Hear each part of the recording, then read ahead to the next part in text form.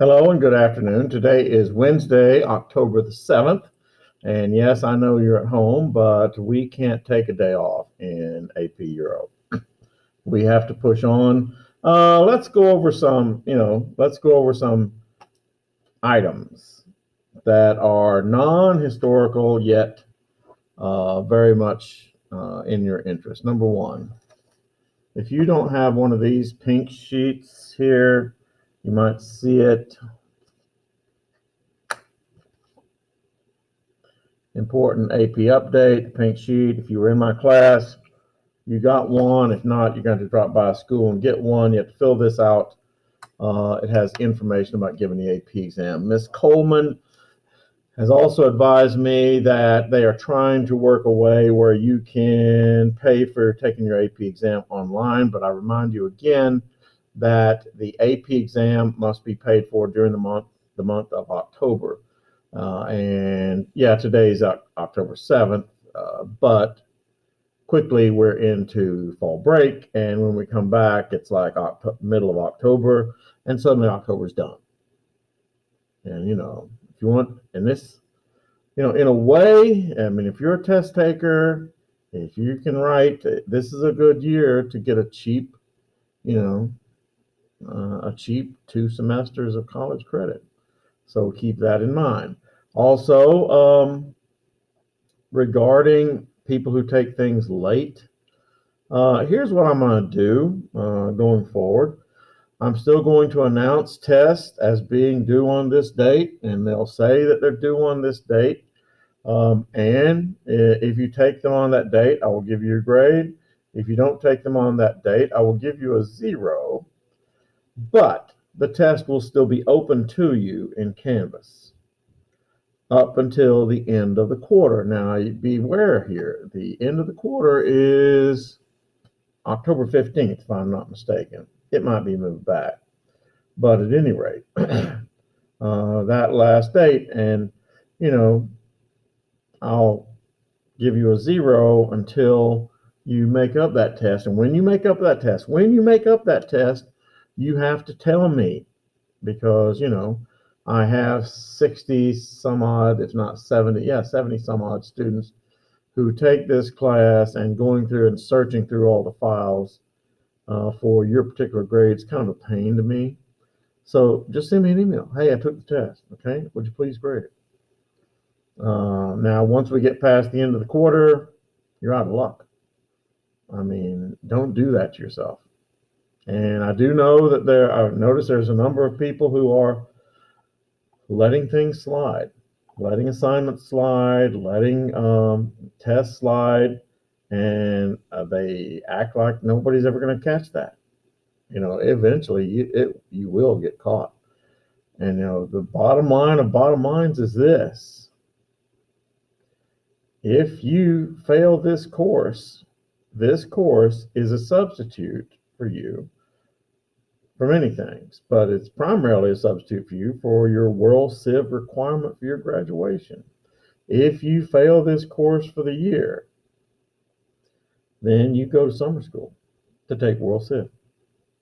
There is no summer school for AP Euro, but you go to summer school and they put you on a machine for 6 weeks and you make up the grade. And it's some of them. I did summer school one time as a teacher, and they were paying me.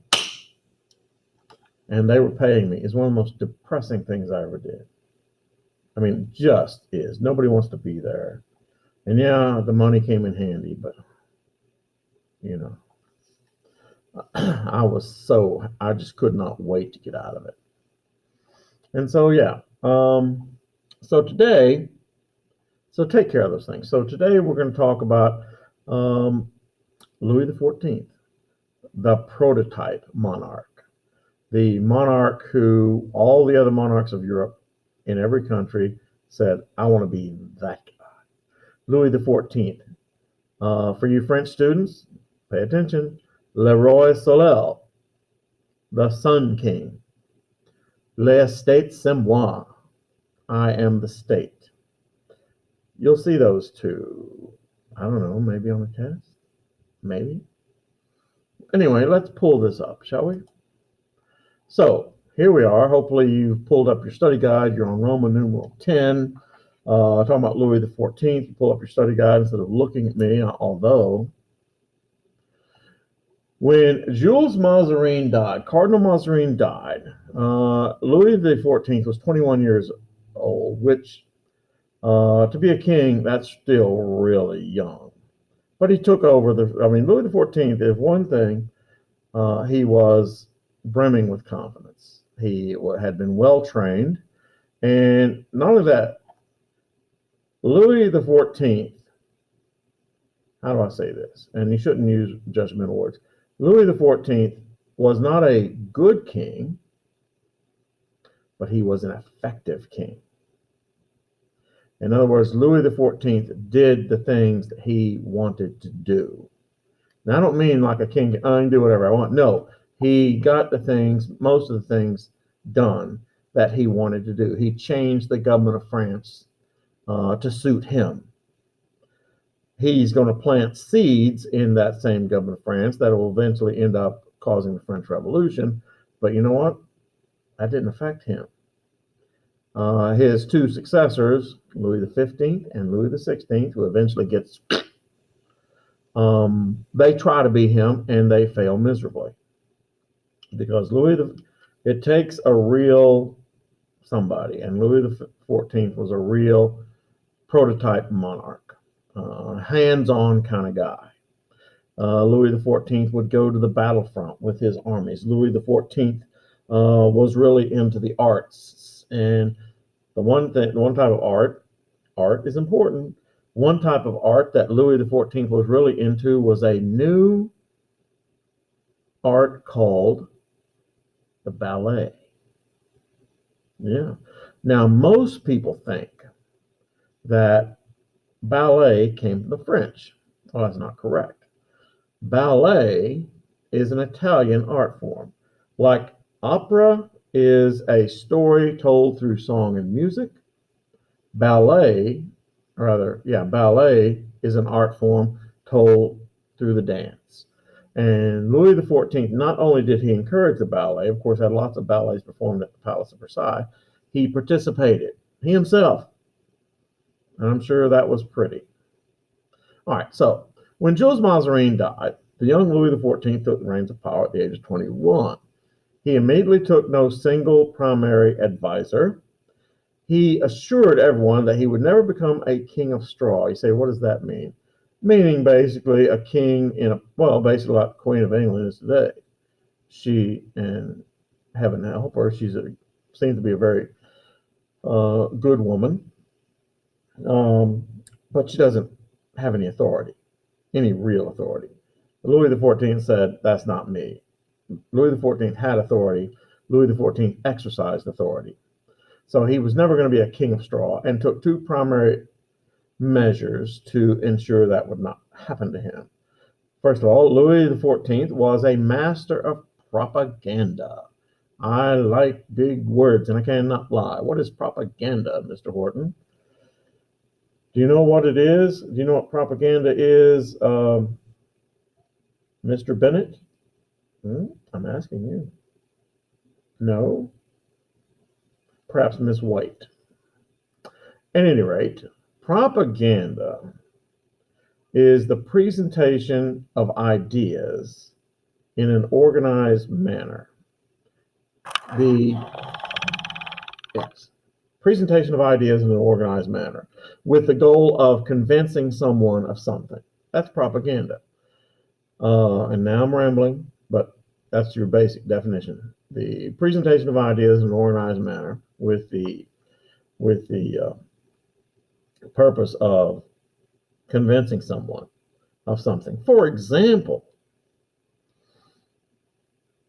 if you ever watch a commercial, it's all propaganda. And my goodness, I can't wait for the end of the election season, because then all those annoying campaign ads will get off the TV. But I mean, that's what they're about. They're there to convince you that other candidate bad. My candidate, good. It's propaganda. To be real honest, since I am organized in the way I present to you my class, it's propaganda. When you go to church on Sunday and you sit up there and the minister yammers at you for 30 straight minutes, propaganda. Didn't say, when you define propaganda, didn't say it was good or bad. I just said it's the presentation of ideas in an organized manner. All right, so back to the matter at hand. He was a master of propaganda. He took every opportunity to impress. He was the king of the photo op before there was a photo op. When the dolphin, a word that I saw on your test, guaranteed slam dunk. I'm trying to think of a name.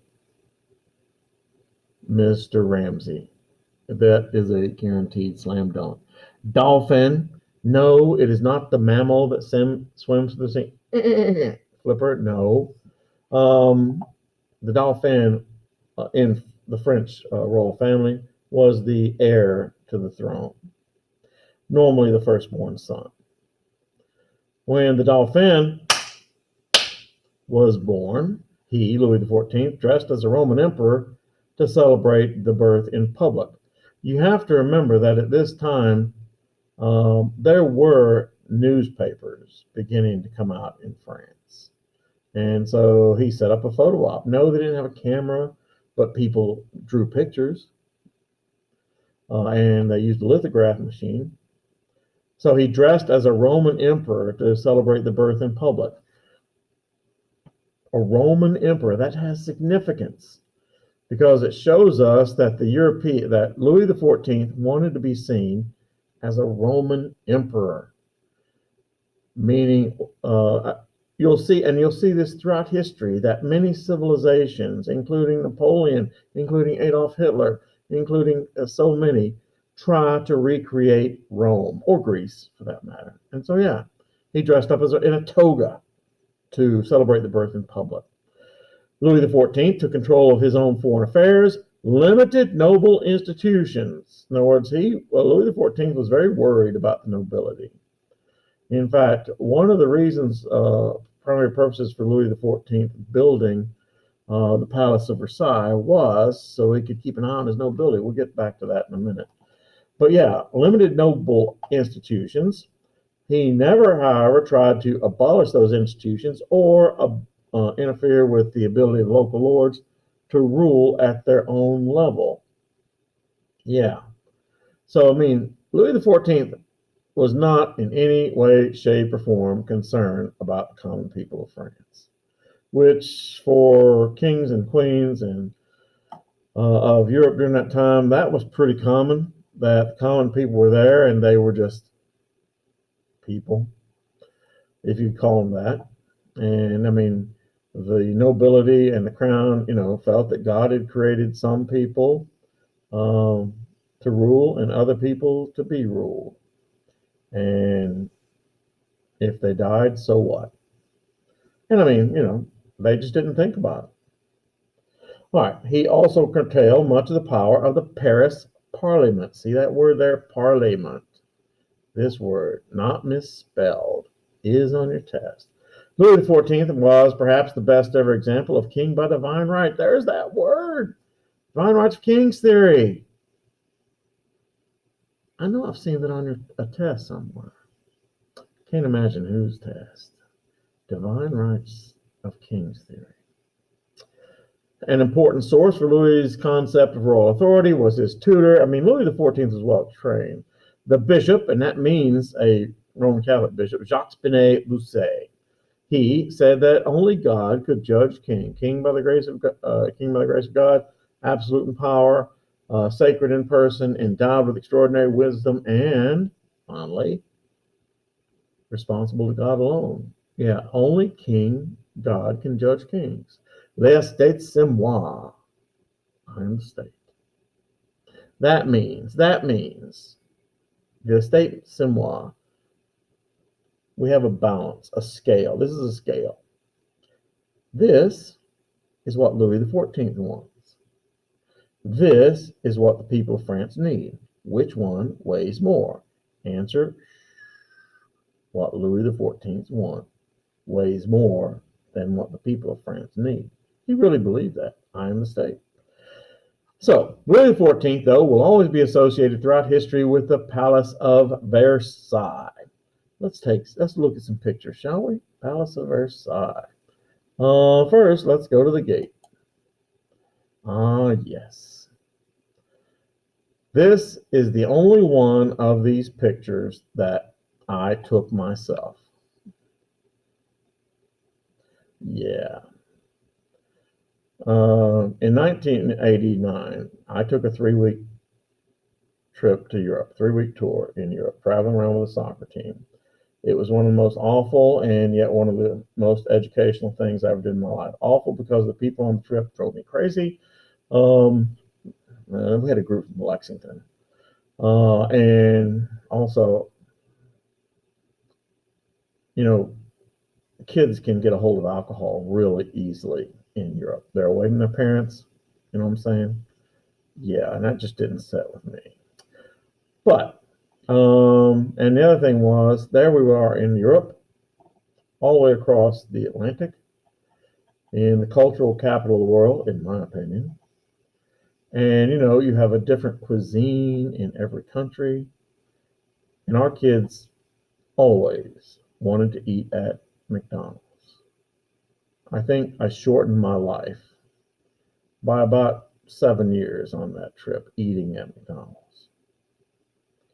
Well, anyway, the morning that we were to visit the Palace of Versailles, and the Palace of Versailles is the second most beautiful man-made thing I've ever seen in my life. The second most beautiful man-made thing I've ever seen in my life. What was the first, you ask? A mirror. Now,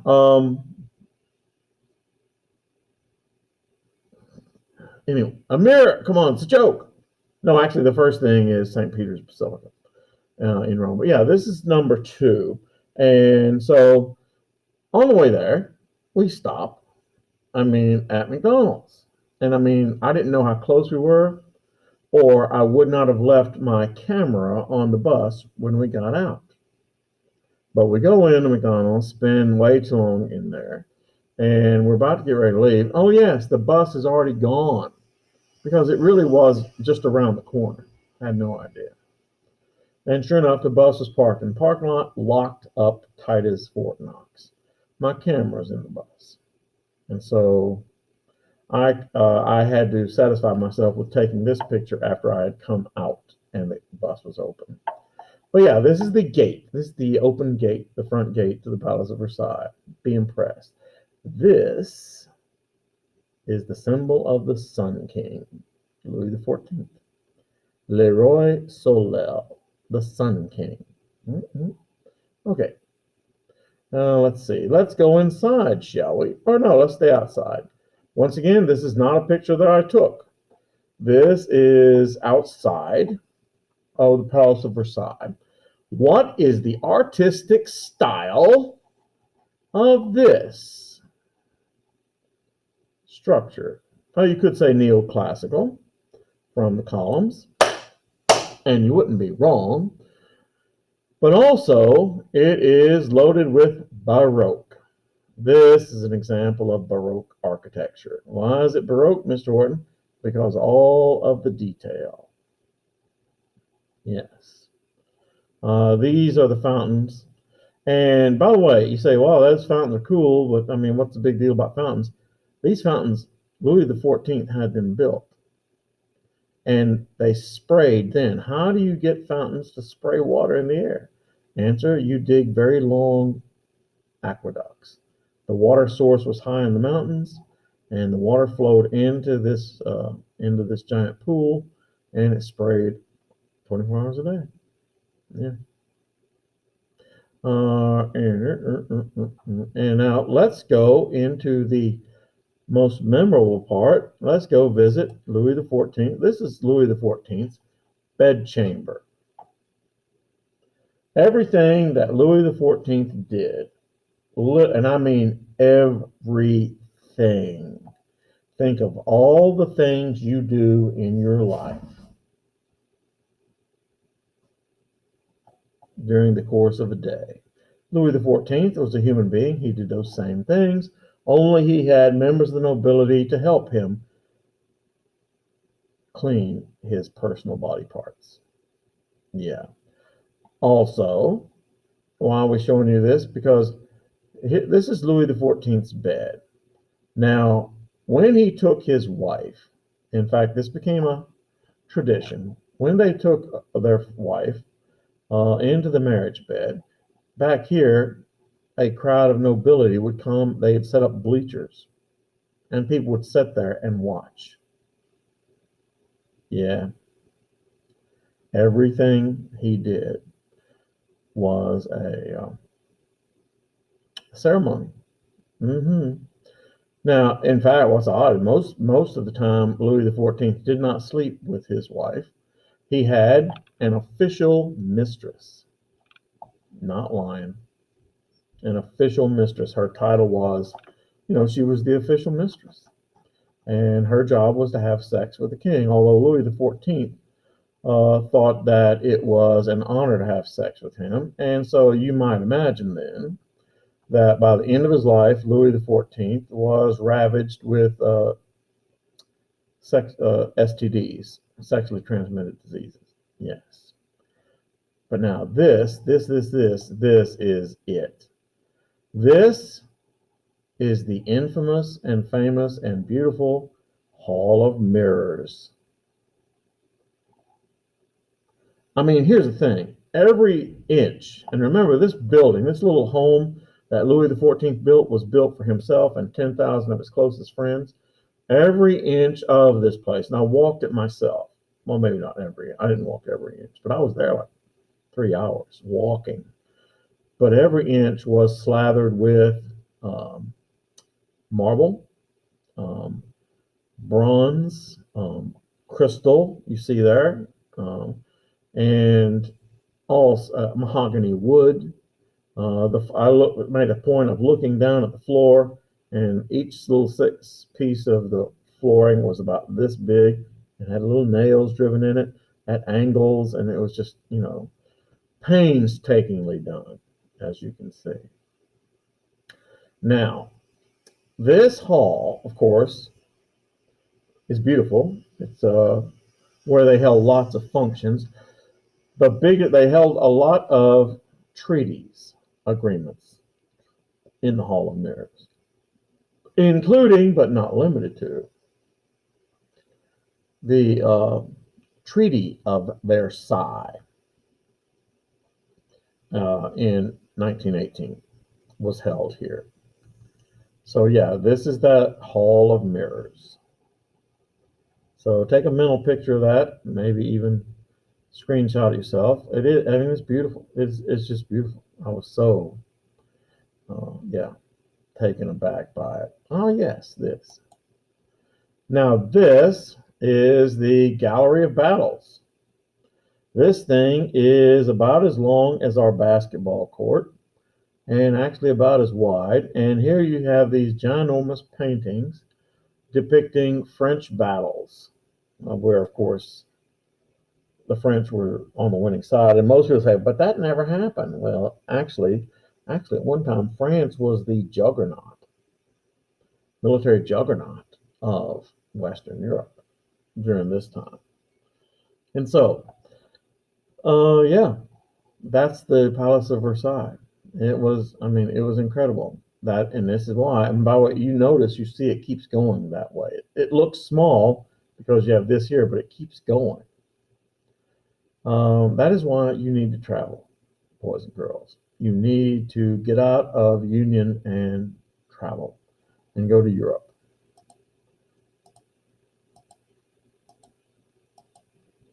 Yes, back to the matter at hand. So yeah, Louis XIV will always be associated throughout history with the Palace of Versailles. He built it. It became his permanent residence in 1682 after having its beginnings as a hunting lodge and escaped from the noise, dangers, pollutants. It smelled so bad and the Frondes of the streets of Paris. Frondes, there's that word again. These rebellions. Once again, Louis XIV, as a child, had to flee for his very life. Louis XIV was subjected to more than one assassination attempt during his lifetime.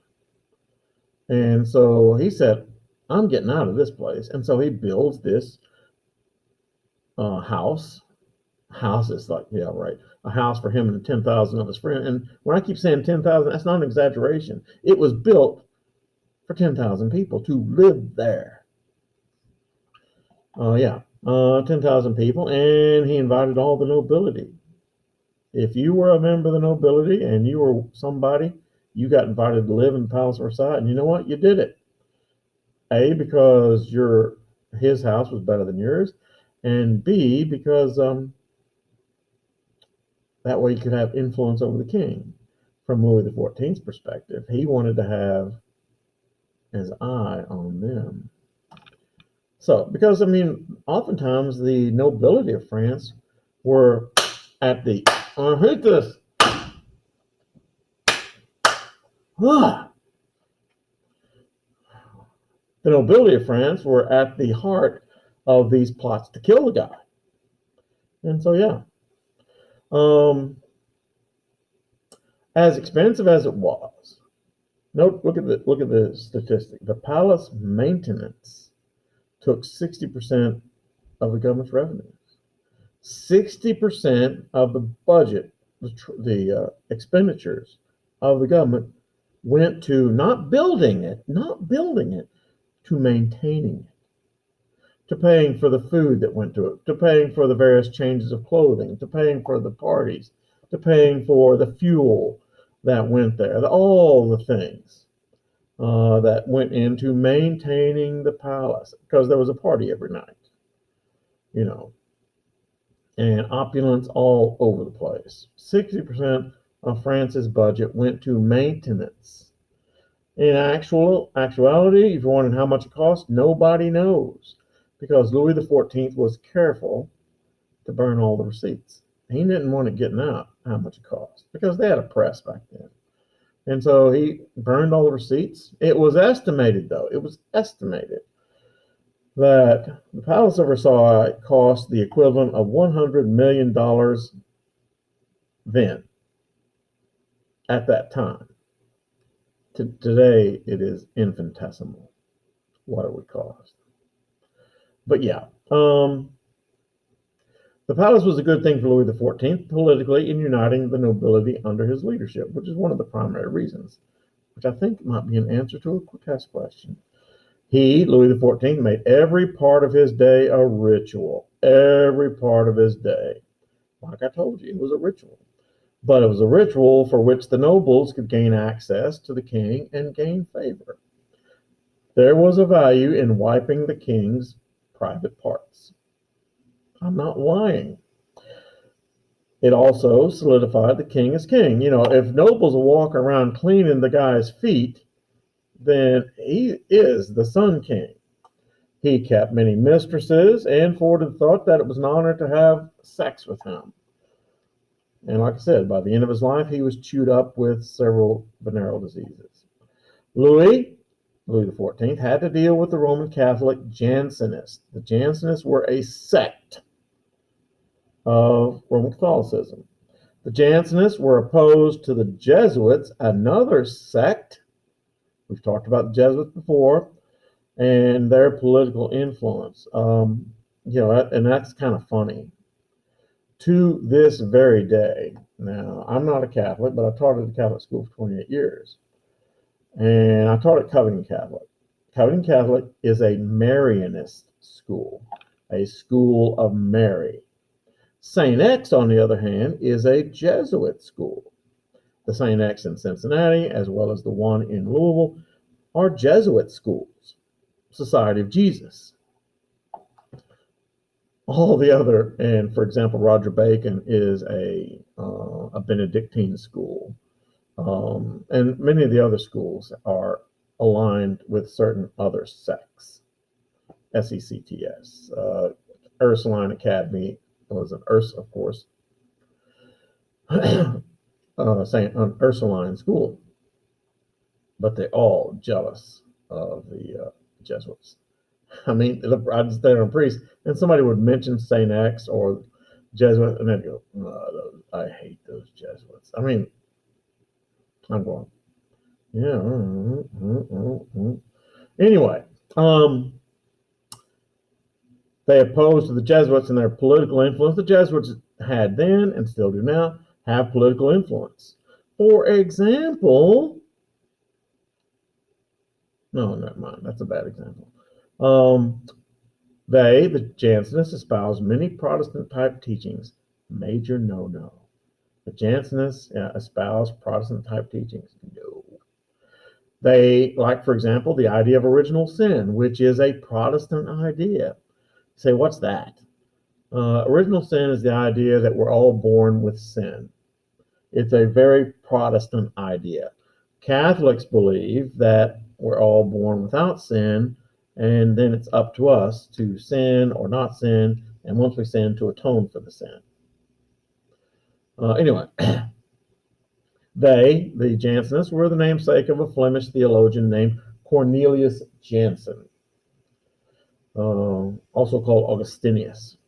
On May 31st, 1653, Pope Innocent X declared as heretical, meaning that if you believe in these 5 Jansenist theological propositions, in other words, the Jansenists said 5 things that Pope Innocent X said were not only just wrong, they were heretical. They were against Catholic teaching. Declared as heretical 5 Jansenist theological propositions on grace and salvation. Sorry. In other words,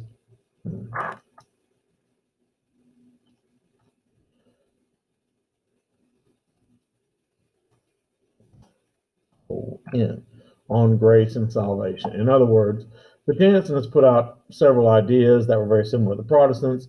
Pope Innocent X said 5 of those are heretical. If you adhere to those ideas, then you are a heretic, and guess who's going to be burned at the stake? Answer. In 1660, Louis XIV allowed the papal bull, oh, there's that word again, ad sacram sanctum, to be enforced in France. And so Louis XIV witnessed the burning of several of the Jansenists. Yeah. Roman Catholic Church wouldn't play in about that. Louis XIV also made France ready for war. By the 1660s, make sure you note this, France was superior to any other European country in effective administrative bureaucracy, armed forces, and national unity. Yeah. I highlighted that because they had the biggest and most effective army at the time. Louis had the resources to always maintain an effective and large army. You say, what does that mean? It means that Louis XIV didn't have to ask anybody for money for an army. He said, I want money for an army, and he got it. I hate that line. His primary aim was the fixation of the national or natural boundaries of France, particularly those in the northern borders of France shared with the Spanish. Now, you say, what does that mean, Mr. Horton? Now, the natural boundaries of France on your test. On your test. I see it right now. What are the natural boundaries of France? There are 3 of them.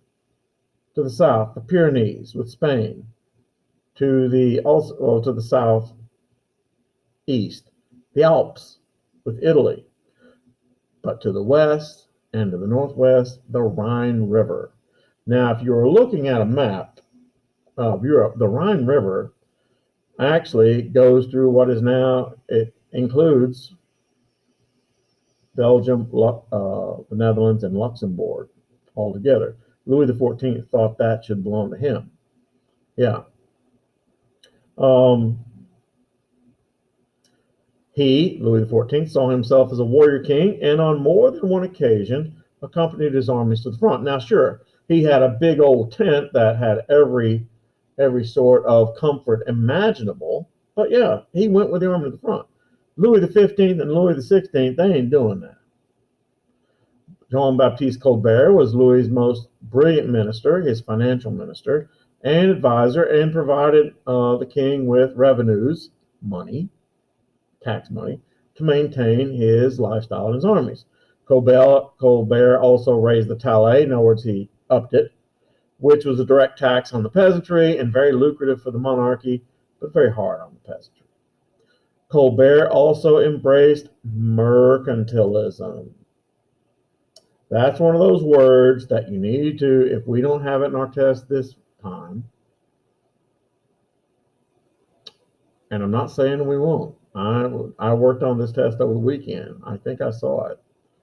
Mercantilism. Mercantilism is an economic philosophy, a national economic philosophy that not just France, but most all of the European countries for the next 200 years will adhere to.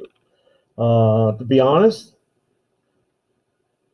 when you go next year and take AP American with those losers in American History AP, and they try to tell you American Revolution is about freedom, they're lying. The American Revolution was about money, specifically mercantilism.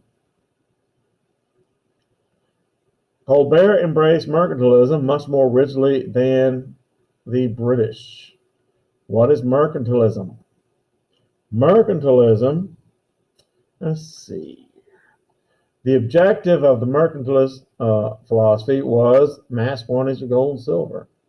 In other words, the primary goal was the accumulation of large amounts of gold and silver bullion.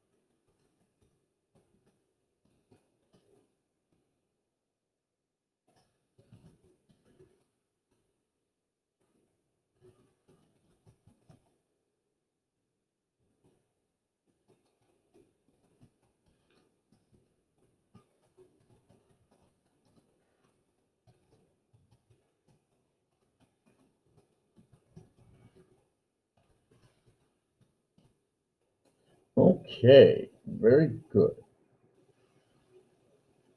So, going over that again, colonies, see, if you look at this, this is mercantilism.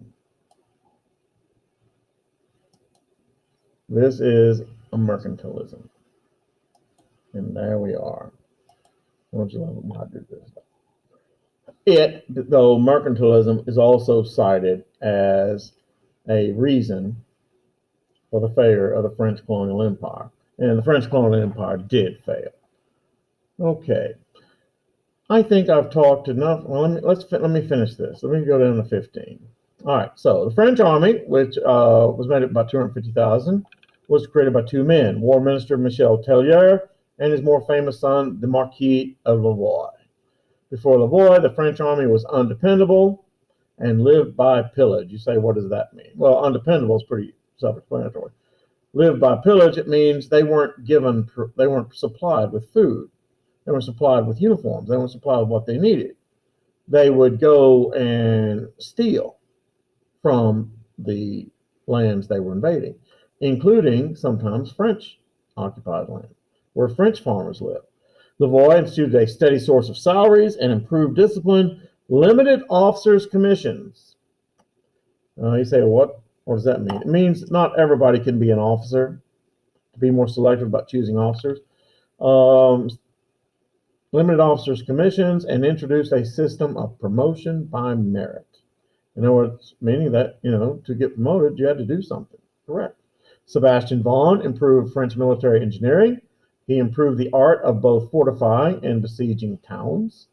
He devised, I hate that light, trench warfare. He devised trench warfare, and that is where we're going to stop. And before that stupid light, I want to kill it. So, it was nice spending time with you today. And I hope you enjoy your day away from me, but I do not enjoy my day away from you. I want you to have a good day now. Okay? Bye.